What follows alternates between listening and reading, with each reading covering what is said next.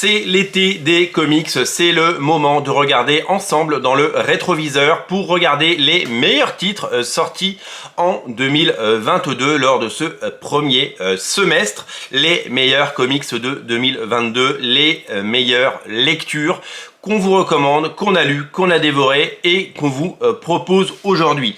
C'est une séance de rattrapage et c'est aussi une façon de découvrir des comics ou redécouvrir des comics que peut-être vous avez ratés, mais également des comics parfaits pour l'été, des comics solaires, des comics lumineux, des comics qui vous donneront envie de lire et de découvrir tout ce qu'on a pu lire et tout ce qui a pu sortir. Il est sorti des centaines de comics, il faut faire des choix.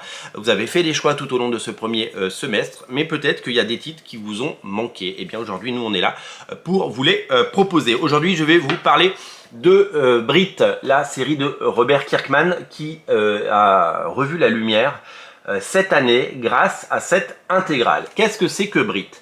Eh bien, Brit est une série dérivée de l'univers Invincible, c'est marqué là.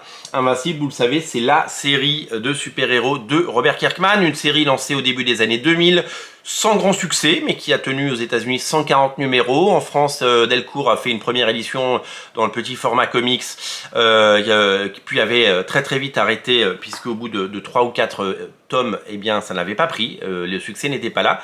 Et puis le succès de Walking Dead a fait que l'envie de relire ou de redécouvrir cette série, qui par ailleurs était excellente, hein, c'était une injustice que cette série Invincible, qui cartonnait, qui était géniale, ne cartonnait pas, pardon, elle avait toutes les qualités pour cartonner, sauf qu'elle ne marchait pas. C'était assez incompréhensible, mais c'est comme ça, c'est le choix du public.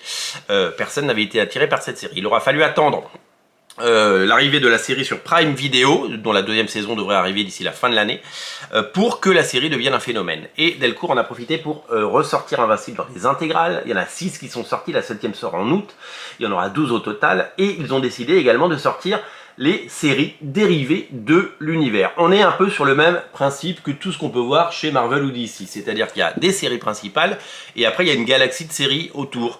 C'est un petit peu comme si on avait d'un côté la série Avengers et puis de l'autre côté on a une série Iron Man, une série Captain America, une série Thor, etc. Et bien là c'est un peu pareil. C'est une série qui met en scène ce personnage qui s'appelle Brit et vous le voyez ici, hein, Invincible, et il y a des personnages que vous avez peut-être déjà vus, Wolfman.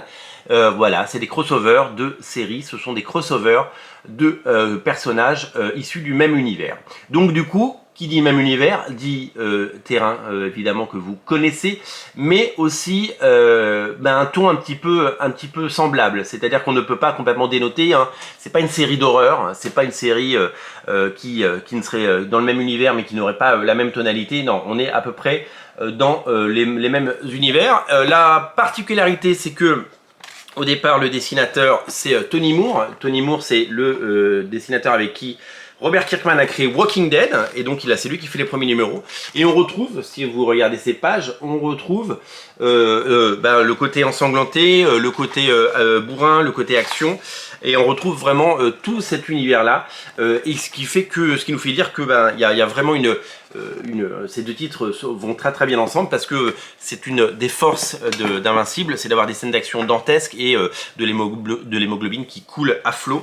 Ça c'est vraiment une des marques de fabrique de cette série et ce qui lui rend un côté complètement jouissif. Donc si en gros vous aimez Invincible, vous aimerez Brit puisqu'on est dans les mêmes tendances. Alors le personnage est un peu différent évidemment puisque Invincible c'est un peu le côté Ultimate Spider-Man, quoi. C'est un peu le côté jeune héros qui apprend ses pouvoirs et qui apprend ses responsabilités. Brit, c'est tout le contraire. C'est un vieux héros puisque il est retraité et que c'est un type qui a ce flegme britannique, qui a cet humour britannique et qui a, il a un peu tout vu, quoi. Il est un peu revenu de tout, il est un peu blasé et il est un peu bourrin et donc il a cet humour complètement décalé qui en fait un personnage attachant. Et donc vous allez découvrir ses aventures.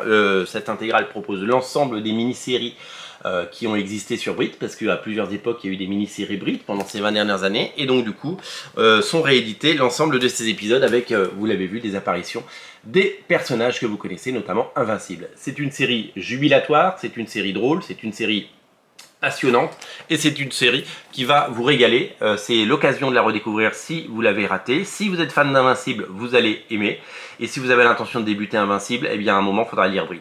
Je vous rappelle aussi que dans les prochains mois seront rééditées les autres séries, puisque c'est annoncé à la fin de l'album, Les Gardiens du Globe, mais aussi Tech Jacket et Wolfman certainement.